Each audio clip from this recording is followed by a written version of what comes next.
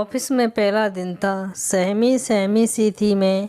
खुद को यहाँ साबित करना है, आगे बढ़ना है अपनी मेहनत और इरादों के बूते। इतने में ही ऑफिस बॉय आया और कहने लगा, सर ने आपको बुलाया है। मैं नॉक करके अंदर गई।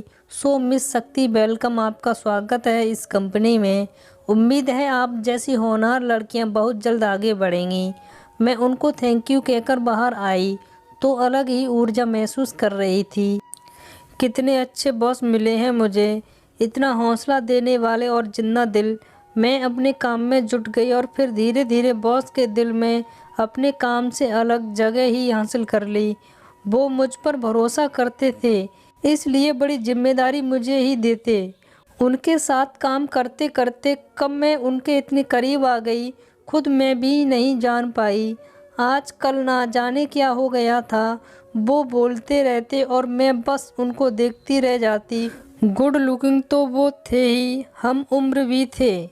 उनकी गैर हाजिरी में उनके टेबल पर रखी चीज़ों को छूकर उनका एहसास, उनकी खुशबू अपने अंदर समेट लेती।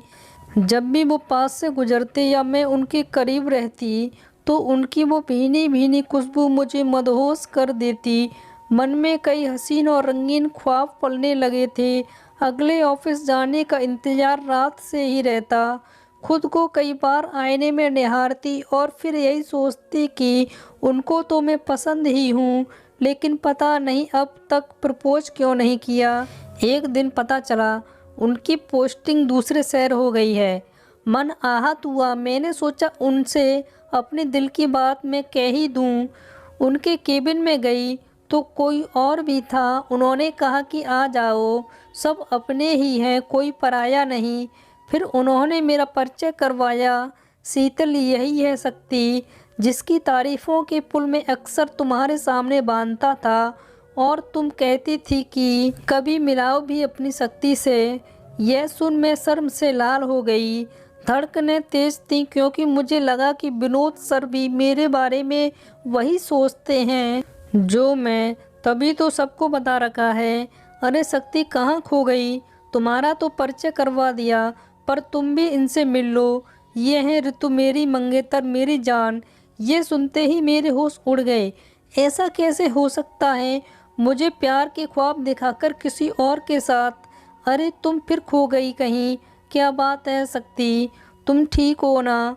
सॉरी शक्ति, मैं अपनी पोस्टिंग की बात तुम्हें कल बता नहीं पाया। मैं तुम्हें मिस करूँगा। तुम्हारे बिना काम करने की आदत नहीं। तुम जैसी होनहार लड़की कभी मिलना मुश्किल है। मैं तुम्हें बहुत एडमायर करता हूँ। यकीन ना हो तो ऋतु से पूछ लो। विनोद सर बोलते जा रहे थे और मैं किसी तरह अपने आंसू रोकने की कोशिश में थी। इतने में ऋतु ने कहा, हाँ शक्ति, विनोद अक्सर तुम्हारे टैलेंट और मेहनत का जिक्र करते रहते हैं। कल कह रहे थे कि शक्ति के बिना नई जगह खुद को अधूरा महसूस करूँगा। तुम बहुत आगे जाओगी अपने कैरियर में, क्योंकि विनोद इतनी जल्दी से किसी से इम्प्रेस नहीं होते। मैंने उन दोनों को शुभकामनाएं दी और घर जाकर खूब रोई। जब तक मन का सारा कड़वापन धुल गया तब सब कुछ साफ नजर आया। सच तो है, सर ने तो हमेशा मेरा हौसला बढ़ाया था। मेरे काम और कैरियर से जुड़ी ही बातें करते थे। वो तो मैं ही थी जो उनकी तरफ खिंचती गई और उनके बड़प्पन को गलत नज़रिए से देखने लगी। कितना साफ दिल है उनका। अपनी मंगेतर के सामने भी कितनी सफाई से मेरे हुनर को सराह रहे थे। और ऋतु भी उतनी ही साफ दिल की है जो बिना किसी परेशानी के मुझे ही हौसला दे रही थी। सच में बहुत प्यारी जोड़ी थी दोनों की, मेड फॉर इच अदर। मुझे अब उनसे और भी गहरा प्यार हो गया था, पर इस प्यार में शारीरिक आकर्षण नहीं, खालिस मोहब्बत थी, इज्जत थी, स्नेह था और ढेर सारी दुआएं। इस पाक मोहब्बत पर नाज था अब मुझे और अपनी पसंद पर भी।